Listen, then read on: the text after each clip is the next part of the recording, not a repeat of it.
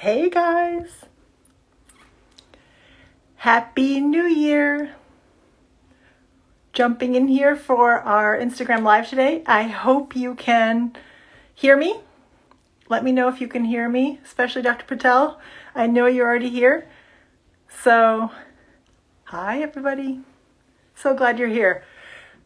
Can you hear me? That's just the key. Sorry, we're starting with that, but it's a simple thing. I don't do a lot of Instagram Lives. I hope to do more in 2022, but I just want to make sure you guys can all hear me.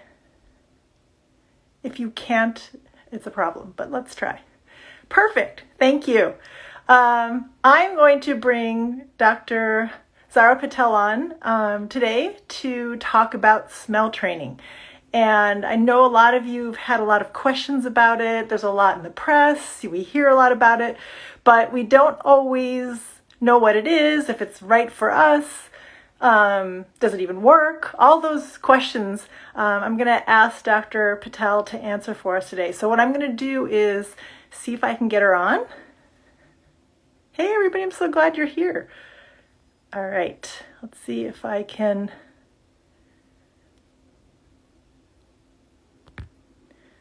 We'll find out. Hey, it worked.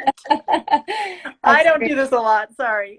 This is my first Instagram Live, so Woohoo! thanks for having me on, Frocka. Happy New Year, everybody. Happy New Year. Yes, Happy New Year to everyone. I'm so glad we've got a few people joining. I know it's kind of a random time. You know, in California, it's lunchtime here, but depending on where you are in the world, it could be time to go to sleep. But this will be recorded, so that's the good news. So thank you to everybody who's joining. Really appreciate it. And Dr. Patel, just want to thank you. I know you're a busy woman, so this is really, I'm really grateful for this. Thank you. Thank you for doing this. Oops, you there? Happy to be here. Oh, good, good, good. All right, I want to start out before we, oh my goodness, it's really late in Tehran. Thank you for joining in Tehran. All right, so before we start and we kind of go into just some of the basic questions, and please feel free to leave your questions in the comments. But before we start, I just want to preface that Dr. Patel is not going to give any specific medical advice for any particular person, right? This is not a session for individual diagnosis. This is just a chance to talk about smell training and using the scientific data that we have so far about it, and your understanding, Dr. Patel, especially as you work with patients who have smell loss. So Yes, just wanted to preface I wish I could give medical advice to everyone that DMs me on Instagram and is on this live. But we're just not allowed to do that sort of thing. No, no, So absolutely. I'm happy to give like general information. I'm really excited to do that. I think that starting in this new year, I certainly have made a resolution to focus on myself and my self-care. And I think everyone on here who suffers from loss of smell or distortion of smell or treats patients that have those issues, I think focusing on how we can help with those types of things will really help everyone's physical and mental health in this new year. Such a good point. Yes, I'm so glad you brought that up. So new year, new start. Let's focus on mental health and physical health in the sense of smell health, if we want to Yes. talk, since we're talking about that here today. So let's get started. So I thought we could just start with a basic question. Let's start with what smell training even is, right? Do you want to answer Sure. that, or do you want me to answer? Maybe you go for it.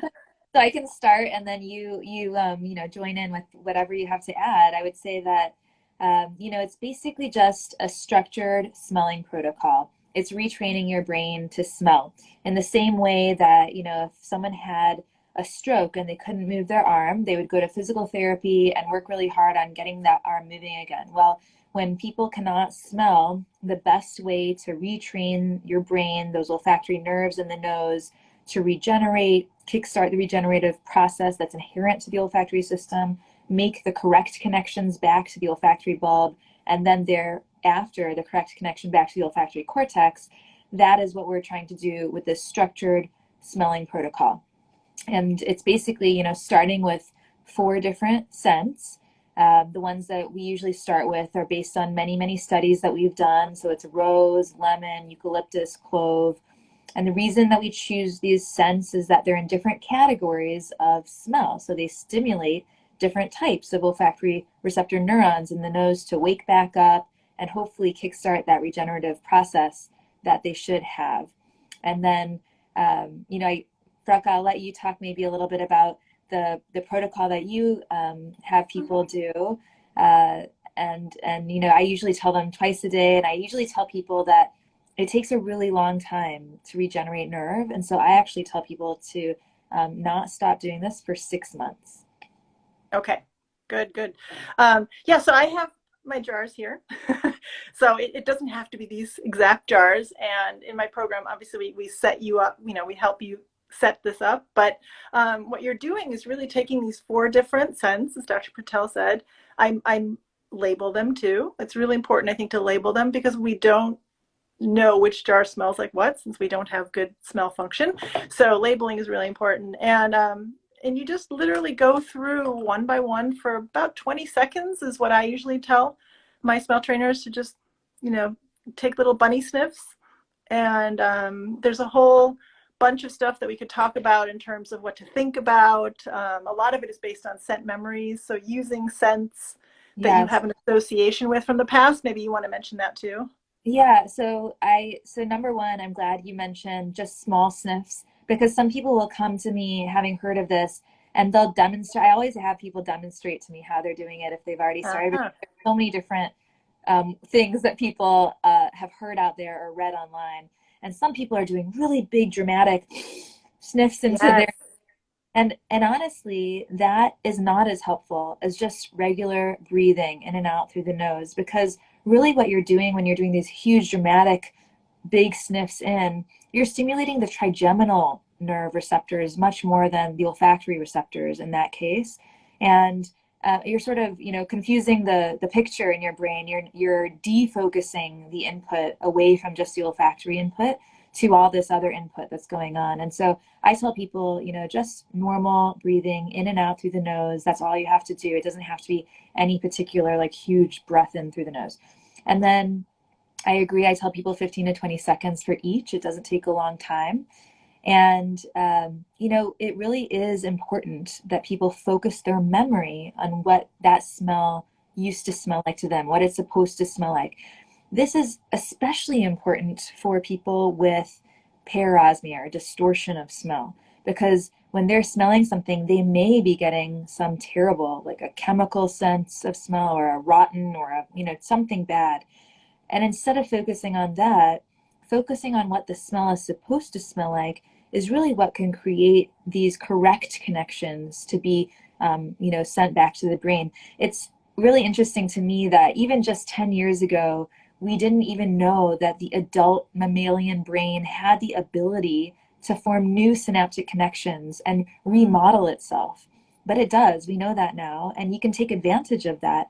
And actually, there is functional MRI evidence showing before you do olfactory training, if someone is not able to smell, you see that functional MRI, and there's just this very disparate, chaotic array of things lighting up. Nothing really makes sense. After olfactory training, if you present someone with smell and do a functional MRI, just the olfactory cortex, just that entorhinal cortex lights up. And so you are functionally, organically changing the synaptic connections of these neurons in your brain by doing this training. It's so amazing, isn't it? Because that's what we're learning about the brain is that it's so, I don't want to say the plasticity. I know there are a lot of It is. different That's words being exactly used. it. It's like Yeah. it's like Yeah. you can mold your brain a Yes. little bit. It's Yes. not stiff. It's not permanent. Yeah, so it's actually a really good thing. So that's perfect. Thank you for mentioning that. I wanted to just mention, you made me think with the whole idea of how you sniff or smell the jar. As an aromatherapist, I also think, okay, you might not be able to smell the essential oil that's in here, but there is actually a physical chemical molecule going into your nose. And Yes. if you inhale too much, it can also it can start to irritate your lungs if you're just, doing too much of it. So just because you might not be able to smell it, there is actually a physical chemical going into your nose, and it's nice to just be gentle with what's going into your nose as opposed to what might then go into the lungs as well. So just wanted to mention that because some of them, like clove and some of those spicy ones, can be Yeah. quite irritating. Yeah, sure. Right, right. All right. So on that note, I think somebody had already asked a question. I just, since we're on that subject, is Sure. what to think about when you're smelling. So if I may start with that, and then if you have Yeah. any other thoughts on that, one of the things, so we talked about scent memory, what to think about when you're smelling. And it's really important to use four scents that are distinct enough, but give you the scent memory. But as you're smelling, one of the things, because you're doing it for so long, like you said, up to 6 months even, and twice a day, every day, you can get bored thinking the same thing Yeah. twice a day, every day. So I also offer people the option to kind of change it up a little bit and sometimes think about the memory that you might have with lemon, for instance, or also envision the lemon, like peeling a lemon, squeezing a lemon. I don't know, getting the just the it's what do you call it when you when you scrape the Yeah, peel like the itself? zest. Yeah. Zest. Thank you. I can't think of the word right now. But just any kind of mechanical action with the scent that can Yeah, also, I think, stimulate the brain to think there about it. is actually evidence that when people do olfactory training, not just the olfactory cortex lights up, but sometimes the visual cortex also lights up. And that's likely because people automatically end up doing that sort of thing. When they're kind of focusing on what it used to smell like to them, they're also envisioning that. It's a very natural thing for humans to do because we actually rely so highly on our sight and the way in which we interact with the environment. So when we're trying to remember the smell of something, it's almost an automatic thing that happens that we visualize as part of that process. And I also encourage people sometimes to just put a picture of the product as they're smelling Yeah, too. And they can close their eyes and make it a mental exercise, but to change it up again, keep it interesting and fresh is to sure. also consider putting a picture there, just as another a stimulus, basically, Sure. to get you engaged. Good. So moving along, one of the other questions I had that I get asked a lot, and I'd got some questions in my DM, so we'll go through those. But Sure. who is smell training best suited for, would you say? So the great answer to that question is everyone. Yay! So one of the wonderful things about olfactory training is that it has been studied in multiple etiologies or reasons for smell loss. So it's been studied in age-related loss. It's been studied in trauma-related loss. It's been studied in post-viral related loss, which is most pertinent for the COVID pandemic. It's been studied in just in Parkinson's and Alzheimer's and all these different reasons why people end up losing their smell. And it really has proven itself to be beneficial to varying levels, but to some amount in all of those patient groups. And so really anyone who has had any sort of detriment, dysfunction, loss of their smelling ability will very likely benefit from doing olfactory training. Wonderful. So, but I do get questions from people that say, "Oh, I've had a traumatic head injury and that caused me to lose my sense of smell." And I haven't seen any data that suggests that it would be good for me. There's a lot of people who feel that it's not right for them. It's just post-viral, Yeah, or it's I just think that, hyposmia or something. yeah, I think that there's two reasons for that. One is that post-viral loss is more common than post-traumatic loss in general, and so Mm-hmm. people just know more about that. And now, especially because of the COVID-19 pandemic, that's really the majority of what people are hearing when they hear about olfactory training. They're hearing about it in relation to COVID-19. And so maybe people are linking it to just that, but there have actually been studies in post-traumatic loss that show that it can help people. Okay, good, good.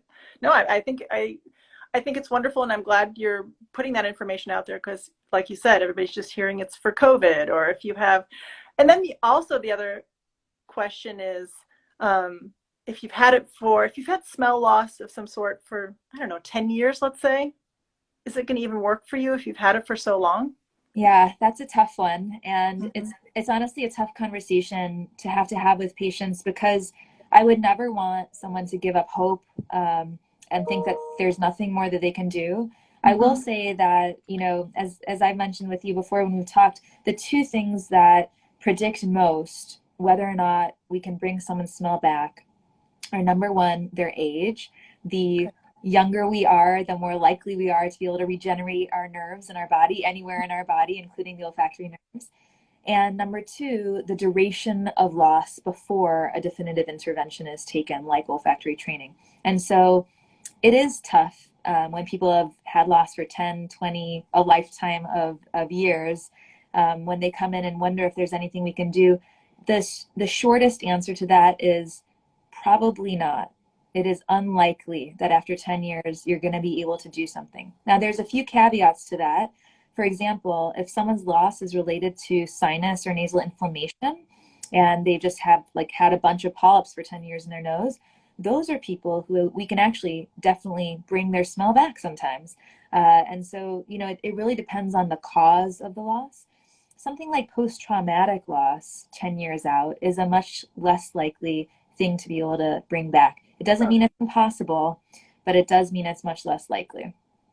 Would you also say that a lot of that hasn't been studied yet? So I would say in general, in olfaction, there's a ton that has not been studied. Exactly. and so, yes, definitely some has not been studied, but we do know from the studies that we have done on olfactory training and actually on almost all interventions that have some effect, that the longer you go, even just longer than a year, the longer you go before there's a definitive intervention, there is a drop off in the number of people that will respond to any intervention that you try. Okay. Yeah, that brings me to the point of when should you start? Right Yeah. away, right? Exactly. I would say, and that's what I tell all my patients too, is that the sooner you can start, the better. And that's another reason why, I'm so grateful that there's people like you out there who are out there to encourage and support people through this whole process, because it can be really frustrating to keep smelling something when you can't smell it, or if it smells like something completely terrible and you keep having to put it to your nose. And so, that can be really frustrating and difficult for people to continue on for the length of time that's needed to really regenerate the nerves and recreate those synaptic connections. And so I use, as part of my motivation when I see patients, I really tell them to think about the fact that the longer they go without doing it, the less likely they'll be able to do anything about it at a certain point. Right. And so really sticking with it at the earliest possible moment, whenever they've, come to see me or they started this intervention, if they can just stick with it for those first 6 months, that really gives them the best possible chance of bringing something back. And it's, to emphasize even more, it's the consistency that's so important as well. Start early and be consistent. Yeah. Doing it for 3 days. It's kind of like if you want to train for a marathon, you don't train for 3 days, stop, and then start it a week later, maybe, or 2 months later. You have to really be really disciplined, committed, and have perseverance for sure, because that's definitely the case. I agree with that wholeheartedly. Okay, good. So can you tell everybody what's the goal of smell training specifically? I mean, we say it's to get our smell back to normal, but really, like, the goal, as I understand it, is to get odor identification, to be able to just identify the smell again. And secondly, odor, and not odor identification, it's odor. Tell me the two things. There's odor. There's three facets that we typically talk about. Okay. There's identification, there's discrimination, and there's threshold. Right? Yeah. And so it's Monday. Sorry. Yeah. The first Monday of the year. Yeah.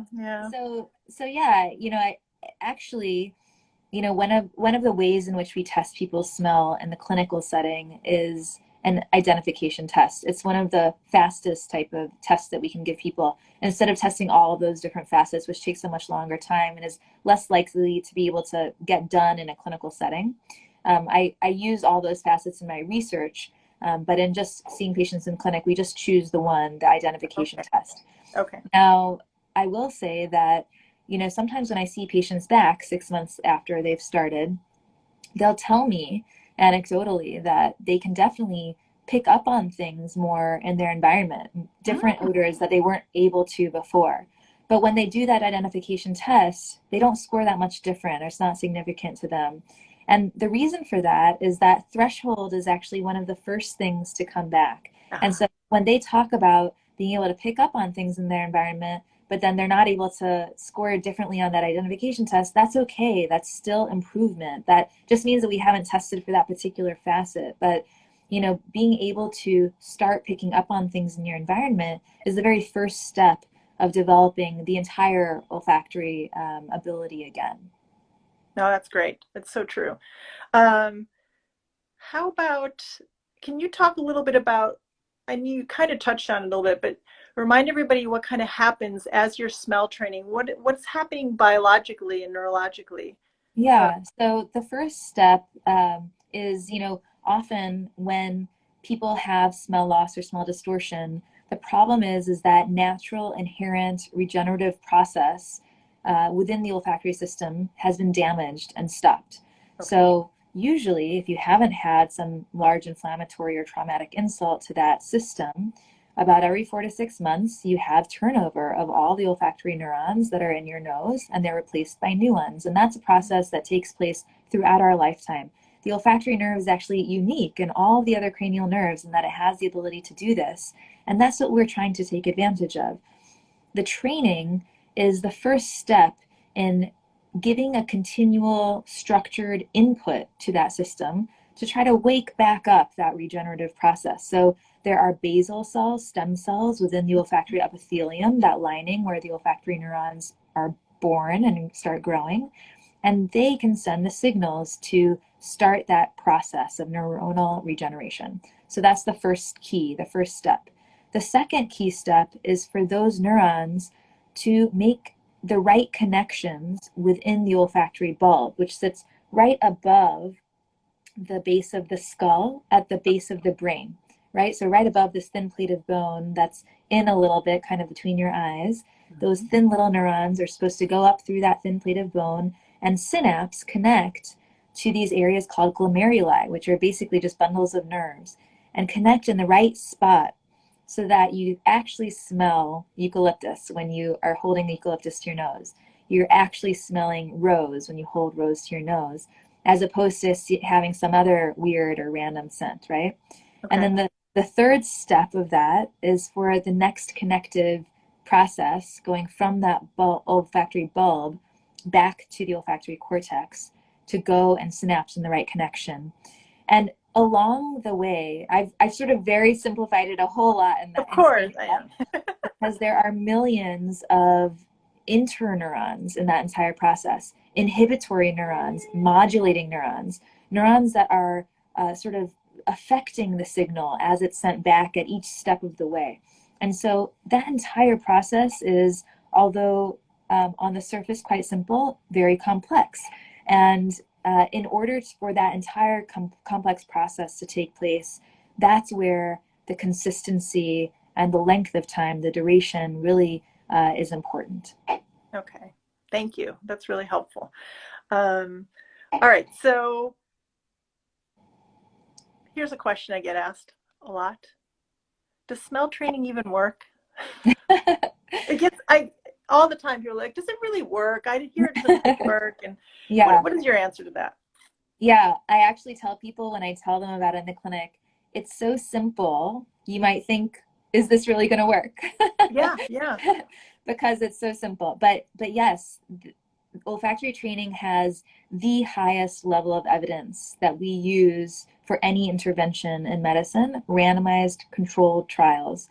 We have run randomized controlled trials on olfactory training, compared it to just no intervention, just regular saltwater rinsing of the nose, multiple placebos, and it is effective. Now, the caveat to that is that unfortunately, it doesn't help everybody. And so there will be some people that try olfactory training and sadly will not gain their smell back. There's just, so many other factors. Like I mentioned, there's age, there's Yeah. duration of loss before intervention. There's other comorbidities, for example, people with diabetes, people with high blood pressure, Mhm. people with cardiovascular disease. There are other factors that are playing a role in whether or not those neurons in that system has the reserve to be able to bounce back Right. after a large inflammatory insult.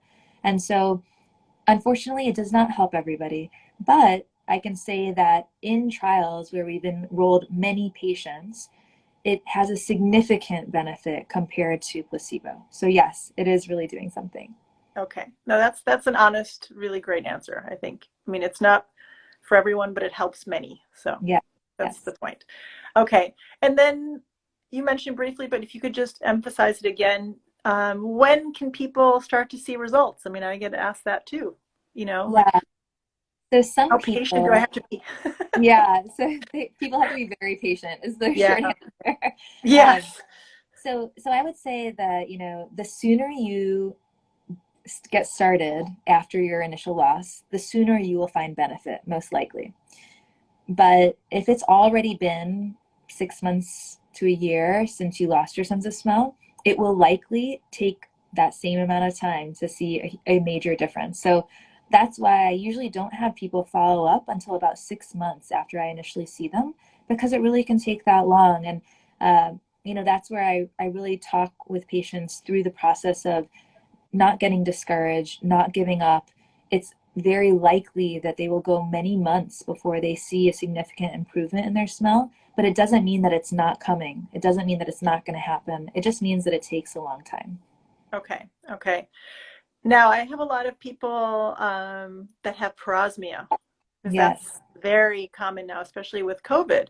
And Yeah. honestly, it's a good sign if they've gone from anosmia, not smelling anything, moving to parosmia, although they would probably, is that correct? So that is a common conception.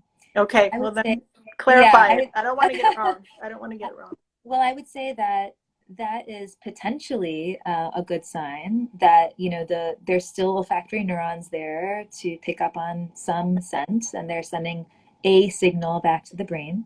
So on that level, it may be good. However, I will say that parosmia can also be a negative sign, and that it's showing that the system, as it tries to recover, is not functioning correctly, is not able to recover its correct Okay. functionality. And so it can be a sign of worsening of the olfactory system. The initial loss of smell is sort of it doesn't give us any sort of prognostic indication as to whether or not someone's going to get better, someone's going to get worse, someone's going to stay the same. When people have parosmia, it could go either way. It could show that like maybe they're going to be able to get through that and recreate the correct functionality and correct connections, or unfortunately it could show the opposite, that as their olfactory system begins to sort of regenerate, it is not able to form those correct connections. Perhaps there's scar in the area where the nerve is supposed to go, and it's not able to go that pathway. And so Oh, it really is not a sign that it's a good thing. It really is just yet another sign of dysfunction within the okay. system. Okay. So, but would you say it's still important to do smell training if you have parosmia? Yes, even more so, or maybe not more so, but just as important Yeah. as people with Yeah. loss, as that focusing of your memory on what the smell is supposed to smell like, Hmm. that really can change this incorrect signaling pathway. The memory center is directly next to the olfactory entorhinal cortex in the brain locally. And that is really why, when you smell something, you're walking down the street and you smell something, uh, it can immediately take you back to this very vivid memory of whenever the last time you smelled that Hmm. smell, right? And that's because of that very close proximity, that very immediate signaling that happens between the memory center and the olfactory center in the brain. And you can utilize that in people with parosmia to try to change that aberrant signal, that aberrant pathway, that aberrant sense that they're getting in their brain. You can try to modulate that by focusing instead on the correct pathway. So it's a mental exercise, just constantly. It is. And I don't want to, I don't want to sort of make people with parosmia feel like, oh, if I just think about normal smells enough, then this parosmia will go away. It Mhm. it's a much more sort of structured, organic change that you're trying to make in your brain. It's not that the bad smell is all in your head. It's not that you can just wish it away. It's not like that. It Mm. is something where you have to practice. You have to try to really organically change the synaptic connections that are taking place. And that just takes time and a lot of attention and focus. Okay. Okay. Um, I guess my one last question that I thought about myself is just as you meet with people who have smell dysfunctions, right? Your patients, what do you see as the biggest thing that they struggle with of all the things that relate to smell training, at least? Yeah, well, I would say even taking a step back, Okay. apart from smell training, but I Mhm. would say the thing that people struggle with most when they first come to see me is that it's very difficult. It's very impactful on you as a person to either lose your sense of smell or have a distortion of smell. It's very difficult to explain that to friends and family who don't have that experience. And it's made even more difficult by physicians who they go see, and then they're told either it's not a big deal, you'll just end up dealing with it, or there's nothing we can do, you're just going to have to live this way. That's very, frustrating for patients, and it really makes them feel like they're not being heard. The impact of this problem is not actually affecting, anyone else in the world. They can't understand what they're going through. They feel very alone. Yeah. And so I would say that is the hardest thing that patients are dealing with as they go through this entire process of feeling not heard, feeling alone, feeling like no one understands what they're going through, and really just validating how impactful smell is on our quality of lives, on the way in which we interact with other people on this planet, the way in which we interact with the world around us, where things used to be vibrant, they suddenly seem gray. Yeah. There's so many levels on which smell and taste can affect our quality of life and our day-to-day life. And so just recognizing that can be the first step in someone being able to move on and cope and improve with this problem. Yeah. Yeah. And to just piggyback on that, I have to say, when I work with people who, have lost their sense of smell, and they're also, like you said, the doctors might not um, listen or take them as seriously as we'd like. You're an Yeah, exception, of course. But also people around them, people say, sure, you can smell that. Come on. yeah, You must be kidding. Or, I want people to believe those who can't yeah, smell. I think it's really important that we take it seriously. All of us who can smell need to take that seriously, that people who can't smell, of course they'd love to smell. Why would they say I can't smell, right? yeah. Well, I think it really it goes along with so many other things that we're sort of Yeah. starting to talk about more in our society about just believing people when they tell you what's going on, when they tell you something is wrong, whatever it may be, whether it's related to their smell and taste, whether it's related to an incident that has happened to them, whether it's related to what they're experiencing in their lives or their workplace. The first step of just believing them, Yeah. validating their experience, and understanding that although you may not have that similar experience or perspective, it doesn't make their experience or perspective any less important. I think that that's the key to life, Yeah, right? it's true. Yeah, yeah, exactly. Um, Lucy's on, who I had on my podcast. I don't know whoever's joining, if you know, and Dr. Patel, you were on my podcast, An Aromatic Life, but Lucy was also on, and she has hyperosmia, which people don't talk about a lot either. It has nothing to do with smell training, so we won't get into it a lot. But she Yeah, just commented that people think she's weird too because she smells everything. So it's just yeah, believe people when they tell you. exactly, Yeah, exactly. I think, we're all different. Smell is just one example of how we're all different. And yeah. so as we go through life, and maybe everyone on the Instagram live can make a quiet resolution to just try to take other people's perspectives in mind. Yes, perfect answer. um, I'm going through to see if there are any questions that people might have, Yeah. and one that I see here from Dr. Mikaniki. What is the smell chosen? Do you know? Yeah, Doctor? Oh, hi. good, good. So it says, and what if the smell chosen for physiotherapy has never been smelled by the patient before COVID?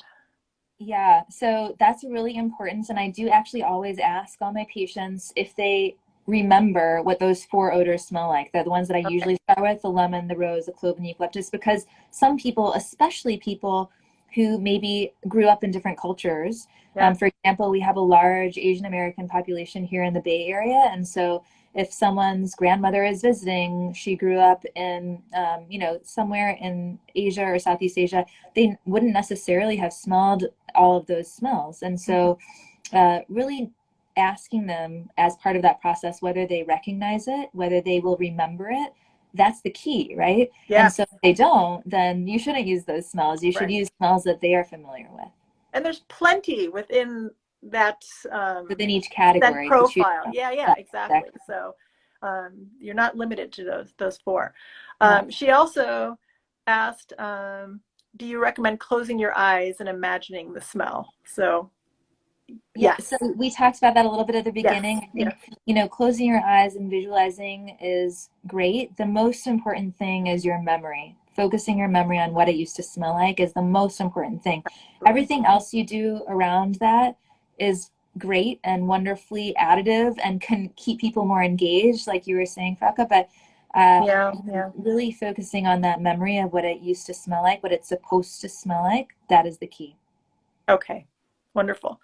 I'm going through seeing if there's any other questions. Looks like there aren't any. So I don't know if you have any last thoughts, anything else. Oh, wait, there's one more question. Okay.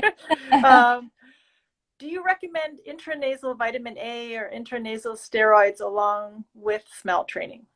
Yes, so those are good questions. Both intranasal steroids can be divided into a steroid spray, or what people in the European Union call drops, Okay. or an irrigation, where you actually put steroid in a big volume of salt water and rinse the entire nose and sinonasal cavity with it. The rinse, what we use here in the US is called budesonide, with that, has been shown to improve the efficacy of olfactory training. It's actually a randomized control trial that I ran myself, Okay. and it did improve the number of patients who had a significant improvement with olfactory training versus just saltwater rinsing alone. Now, I've also done another study, a systematic review of all the different ways in which we use steroids in the nose in patients with smell loss. And steroid sprays, like something like Flonase, fluticasone, mometasone, Nasonex, Nasacort, Rhinocort, all those don't actually reach the olfactory cleft. They kind of affect this front 2/3 of your nose and then just go down. And so those do not help people with smell loss. And so it's really a waste of time to start people on those types of intranasal steroids, because that won't be helpful to them. And then finally, there's oral steroids. And if you get someone soon enough after either a traumatic event or a post-viral loss, maybe that would be helpful. But it's very rare that you see someone within like the first week. And that's really the only time that we have seen, based on data, that it's truly helpful. And so that's a tough one. I think that the jury is still out on whether or not we should be doing that really routinely, because there are a whole host of side effects that come along with oral or systemically absorbed steroids, which you don't get with the topical irrigation. Okay. And then finally, to talk about the intranasal vitamin A, at this point, the studies are not showing high efficacy. And the only studies that have shown benefit are randomized, non-placebo controlled studies. And when you do actually run a trial, there has not yet seemed to be benefit from that. And so that's not something that I routinely have patients using. I think that perhaps with more data, better studies, maybe we will see some sort of benefit with that. But as of right now, there is no clear benefit to that. Okay. Wonderful. I've taken up a lot of your time. I don't know if anybody has any, I think we don't have that many more questions. So I'm going to just say we're going to stop here. Yeah. I want to thank you so much for joining me to start the year. Thank you so much for having me. I'm so happy to have done this with you. Oh, thank you. And I hope everybody starts 2022 thinking about their sense of smell, working on their smell health. That's my goal. I know that's your goal too, Dr. Patel, to get everybody to just continue. Even if you can't smell and you have good smell, maintain it. Let's keep it. It's a muscle. We got to keep it from atrophy as we get older. So smell everything around you. Do smell training. Just to let you know, next Monday, My 21-day jumpstart smell training program starts for those. If you've seen your doctor, if you've been told, yes, smell training is something you should try, I'm here to help you make it a habit. That's my goal. That's what my program's about. So you're not alone. We have smell buddies too. You can be paired up with someone else who's also doing the training. So you feel like you have more accountability. And you can find that through here on Instagram. You can go through the link in bio and all that. But that starts next Monday. I'm already sending emails now to get people prepared for next week. So make sure you look into that if you are interested. And this video will be available on my feed here afterwards. It'll be in IGTV forever, so you can reference it anytime you want. So I just want to thank you for joining me today, Dr. Patel, and thank you everybody who came on Yes. here. Good to see everybody. Happy New Year to everybody. Yes, Happy New Year, and have a wonderful rest of your day. Thank you. Bye.